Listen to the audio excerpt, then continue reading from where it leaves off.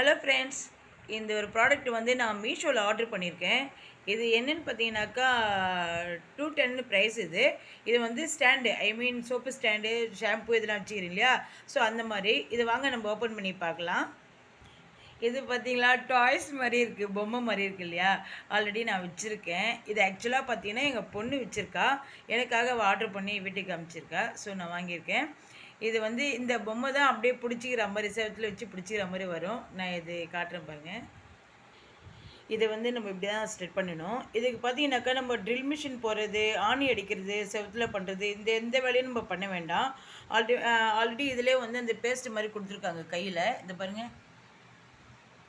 இது நம்ம எடுத்துகிட்டு வாலில் ஒட்டணுன்னாக்கா ஒட்டிக்கும் இது. ஸோ நல்லா ஸ்ட்ராங்காக பிடிச்சிக்கும்.